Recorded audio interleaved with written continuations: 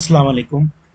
سر سید احمد خان کی مضمون نگاری پر ویڈیو ہے یہ۔ سر سید احمد خان نے اردو کی ترقی اور اشاعت میں اس لیے دلچسپی لی کہ اس کے ذریعے اردو ادب کی اصلاح ہو سکے۔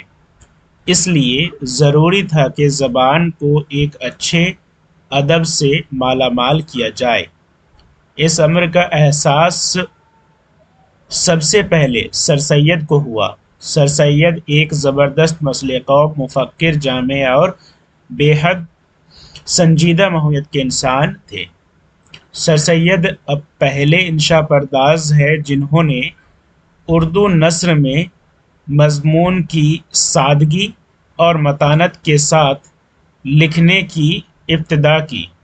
مولانا شبلی ان کے متعلق لکھتے ہیں، سر سید ہی کی بدولت اردو اس قابل ہوئی کہ عشق و عاشقی کے دائرے سے نکل کر ملکی، سیاسی، اخلاقی و تاریخی ہر قسم کے مضامین اس زور و اثر کی سادگی اور صفائی سے ادا کر سکتی ہے کہ خود اس کے استاد یعنی فارسی زبان کو آج تک یہ بات نصیب نہیں۔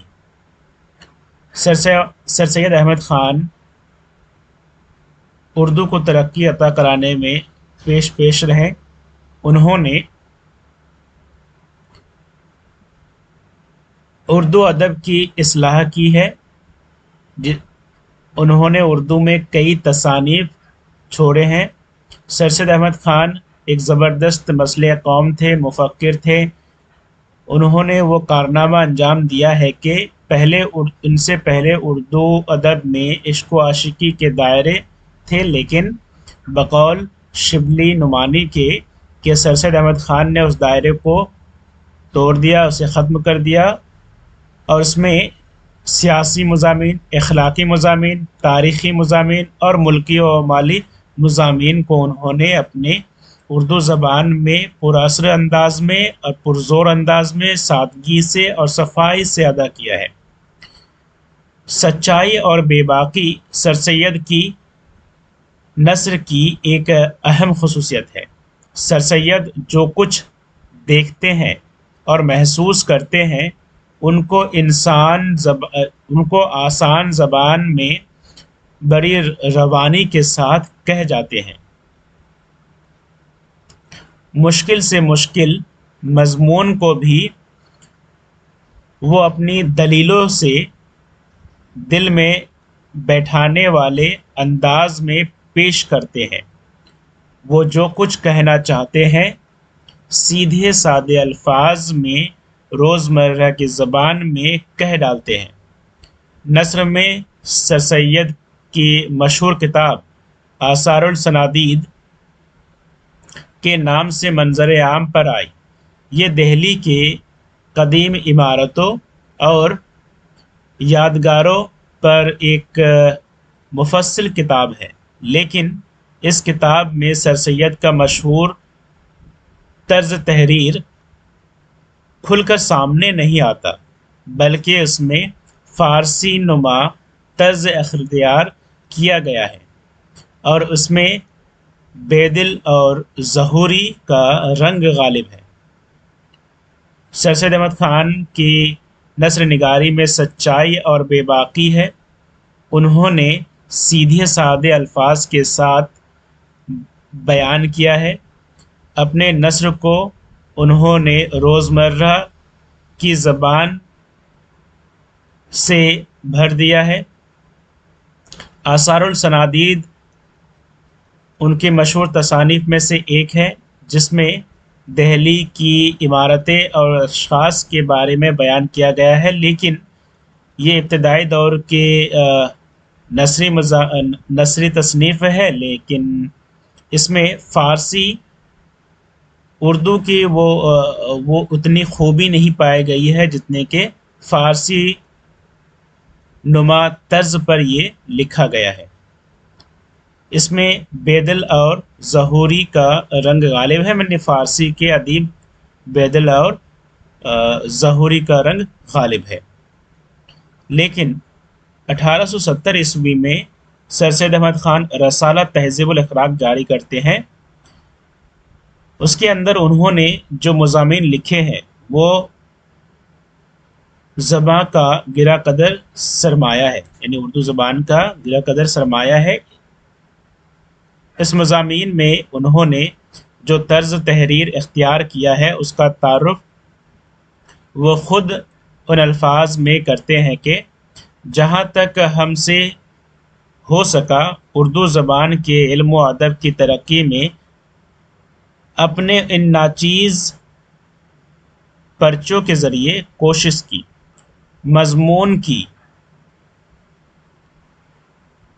اوراق کا ایک سیدھا اور صاف طریقہ اختیار کیا، رنگین عبارت سے جو تشبیہات و استعارات سے بھری ہوئی ہے غریز کیا، جس کی سر سید نے تہذیب الاخلاق میں مختلف موضوعات پر قلم اٹھایا ہے۔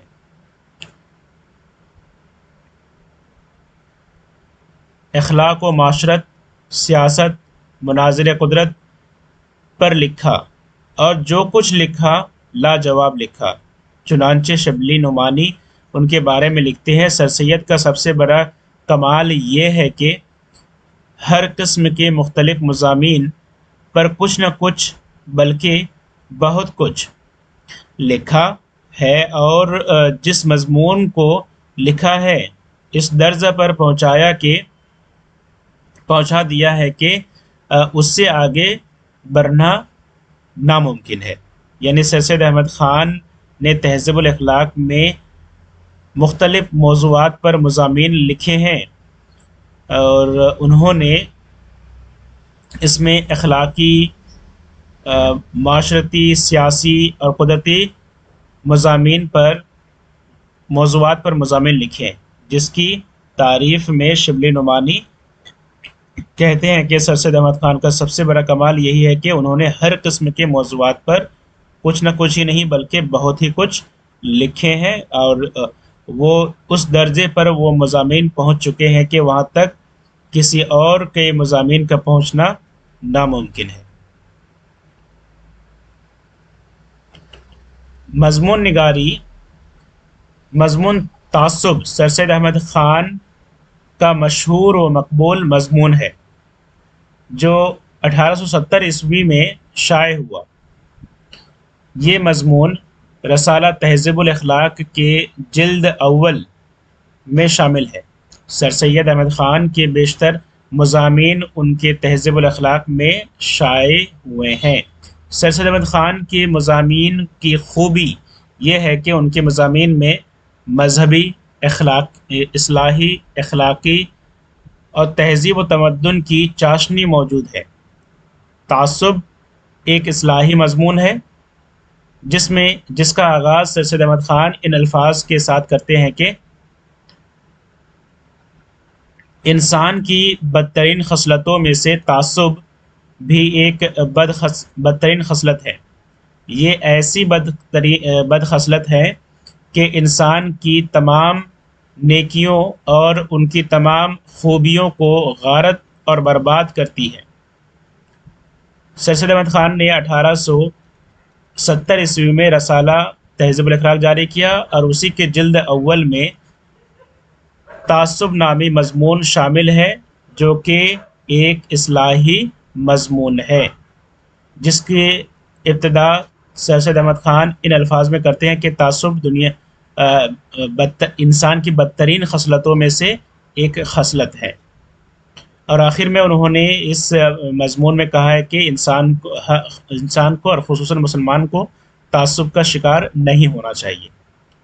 سر سید کے مقالوں میں سنجیدگی کے ساتھ سادہ بیانی بھی ہے، جو کہ سر سید کی مقالہ نگاری کی صفت ہے۔ ان کے تقریباً تمام مقالوں میں تکرار کا فن پایا جاتا ہے۔ انہوں نے لفظوں کے تکرار سے مقالے یا مضامین میں ایک ندرت بخشا ہے۔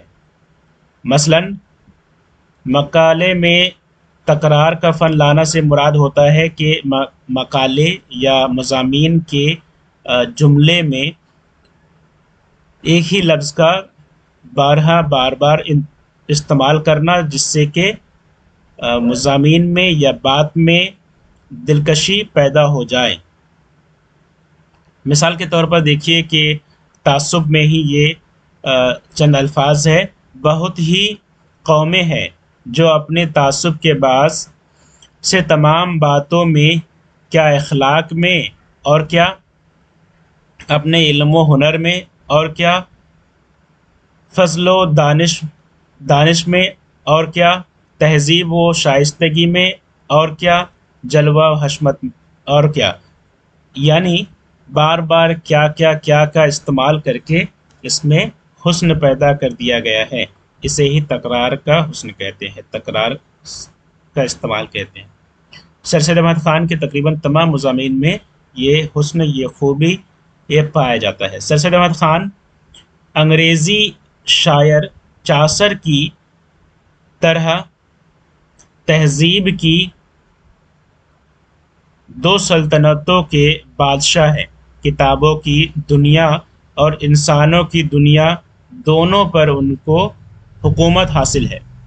سر سید کو اعلیٰ درجہ کا تحقیقی اور علمی ذوق حاصل ہوا تھا۔ ان کے مضامین میں عالمانہ تحقیق کا رنگ موجود ہے۔ مثلاً آزادی رائے، سیلف ریسپیکٹ، رسم و رواج، خوشامد وغیرہ پر جو خیالات انہوں نے ظاہر کیے ہیں ان میں بڑی گہرائی ملتی ہے۔ اس کے علاوہ انہوں نے مختلف مضامین، تاریخی، سیاسی امور پر تخلیقی کتابیں بھی لکھی ہیں۔ مثلاً رسالہ اسباب بغاوت ہند، خطبات احمدیہ اور قرآن مجید کی تفسیر جیسی بے نظیر کتابیں لکھی ہیں۔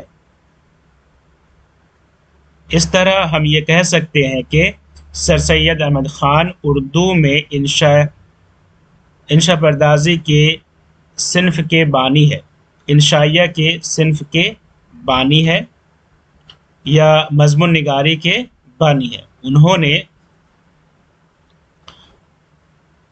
تہذیب، انہوں نے تاریخ، فن تعمیر، سیرت، مذہب، فلسفہ پر بھی کچھ لکھا ہے۔